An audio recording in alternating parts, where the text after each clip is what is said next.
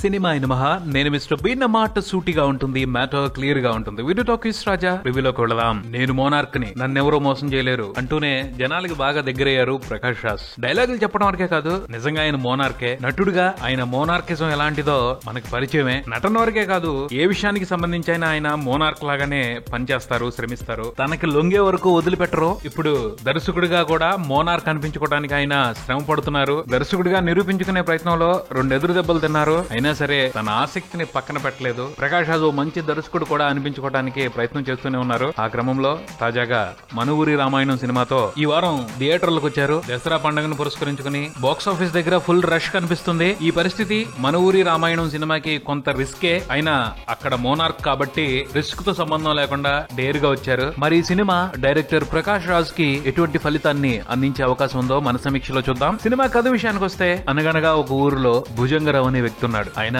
Dubai వెళ్లి బాగా డబ్బులు సంపాదించుకొచ్చాడు. డబ్బులున్నాయి కాబట్టి దర్జా వెలగబెట్టే అవకాశం చిక్కుద్ది. ఆ అవకాశాన్ని ఉపయోగించుకుని పెద్ద మనిషిలా చలామణి అవుతూ ఉంటాడు. పెద్ద మనిషి అనిపించుకుంటున్నాడు కాబట్టి పరువు ప్రతిష్ట కోసం గుంజుకుంటా ఉంటాడు. తన మాటే చెల్లాలని పంతం పడతా ఉంటాడు. అది ఇంట్లో వాళ్ళైనా బయట వాళ్ళైనా. భుజంగరావులో ఇవి కొన్ని బ్యాడ్ ఫ్యూచర్స్, కానీ స్వతహాగా అతను మంచి మనిషి. జనరల్ గా మంచి మనిషి తప్పుదోవలో వెళ్తున్నప్పుడు టైం కొన్ని స్కెచ్లు వేసి వాళ్ళని సరైన దారిలో నడిపిస్తుంది. అదే విధంగా భుజంగరావు కోసం కూడా టైం ఓ స్కెచ్ ని సిద్ధం చేసింది. అదే ఈ సినిమా. విశ్లేషణ విషయానికి వస్తే, 2013లో మలయాళంలో వచ్చిన షటర్ అనే సినిమాకి తెలుగు కన్నడ రీమేకే ఈ మన ఊరి రామాయణం. పాయింట్ గా చూసుకుంటే ఈ సినిమా కథ చాలా సింపుల్, కానీ ఆ కథలోని పాత్రలు, వాటి భావోద్వేగాల్ని క్యాలిక్యులేట్ చేసి చూస్తే ఈ కథ వాల్యూ చాలా అపురూపం. ఊళ్ళో పలుకుబడున్న వ్యక్తి, పెద్ద మనిషి, క్షణికావేశంలో చిన్న పొరపాటు చేశాడు. ఆ పొరపాటు చాలా దూరం వెళ్ళింది. ఇంకేం లేదు, జస్ట్ ఒక తలుపు తెరుచుకుంటే ఎన్నో ఏళ్లుగా అతను కాపాడుకుంటూ వస్తున్న పరువు,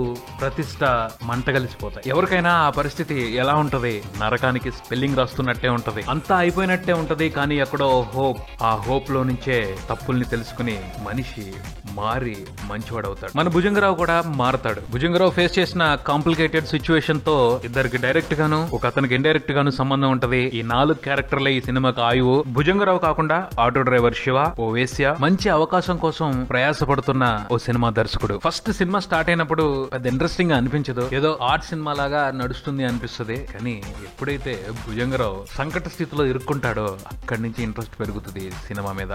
ఆ తర్వాత మనం చెప్పుకున్న 4 క్యారెక్టర్ల మీద కూడా ఓ రెస్పెక్ట్ వస్తుంది సినిమా ఎప్పటికీ. భుజంగరావు మారాడు అన్న ఫీలింగ్ కంటే కూడా వేశ్య క్యారెక్టర్ మీద, దర్శకుడి క్యారెక్టర్ మీద అభిమానం పెంచుకుంటాం. అంత బాగుంటాయి ఆ 2 పాత్రలు. ప్రియమణి, 30 పృథ్వీ ఆ 2 క్యారెక్టర్స్ చేశారు. ప్రియమణి చాలా న్యాచురల్ గా తన పాత్రకి న్యాయం చేసింది. పోతే ఈ సినిమాకి హైలైట్ మాత్రం 30 పృథ్వీ. నిజంగా ఈ సినిమాలో ఆయన పెర్ఫార్మెన్స్ చూసిన తర్వాత ఇలాంటి ఆర్టిస్ట్ మనం ఎన్నాళ్ళు పక్కన పెట్టింది అనిపించింది. జస్ట్ కామెడీ ప్యారడీ వరకే కాదు, ఓ మంచి పాత్ర ఇచ్చి చూడండి నేను ఎలా చేస్తాను అని ఈ సినిమాతో ఆయన సవాల్ విసిరారు ఇండస్ట్రీకి. నిజంగా చాలా సిన్సియర్ గా యాక్ట్ చేశారు. ఎంత సిన్సియర్ గా చేశారు అంటే, మలయాళంలో ఒరిజినల్ అయిన తర్వాత తమిళ్లో కూడా రీమేక్ చేశారు ఈ సినిమాని. ఆ 2 సినిమాల్లోనూ ఈ డైరెక్టర్ క్యారెక్టర్ చేసిన వాళ్ళతో కంపేర్ చేసి చూస్తే పృథ్వీనే టాప్ అనిపిస్తాడు. అంత గొప్పగా నటించాడు. నేనైతే సూపర్ ఇంప్రెస్డ్. ఓ స్ట్రగ్లింగ్ డైరెక్టర్, తనను తాను నిరూపించుకోవడానికి ఓ అవకాశం కావాలి. ఆ అవకాశం తెచ్చుకునే ప్రాసెస్ లో అవమానాలు, బాధలు, కష్టాలు, ఈ మధ్యలో తను ఎంతో కష్టపడి తయారు చేసుకున్న స్క్రిప్ట్ పోయింది, దాన్ని ఎత్తుక్కోవటం,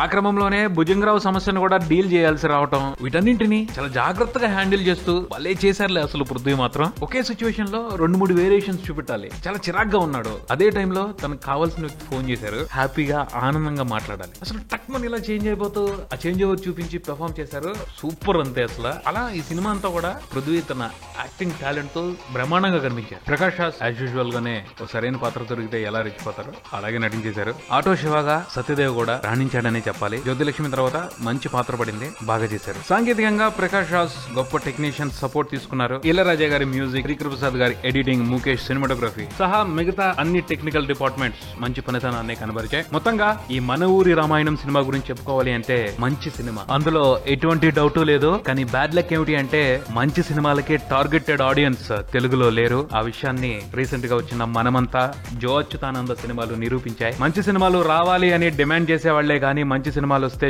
చూసే ఆడియన్స్ తెలుగులో లేరు. మహేష్ బాబుకి ఫ్యాన్స్ ఉన్నారు, యంగ్ టైగర్ కి ఫ్యాన్స్ ఉన్నారు, మెగా ఫ్యామిలీకి ఫ్యాన్స్ ఉన్నారు, కానీ ఒక మంచి సినిమాకి తెలుగులో ఫ్యాన్స్ లేరు. ఈ నిజాన్ని అవగాహన చేసుకుని చూస్తే ఈ మన ఊరి రామాయణం ఇప్పుడు తెలుగు మార్కెట్ లో అనాథ.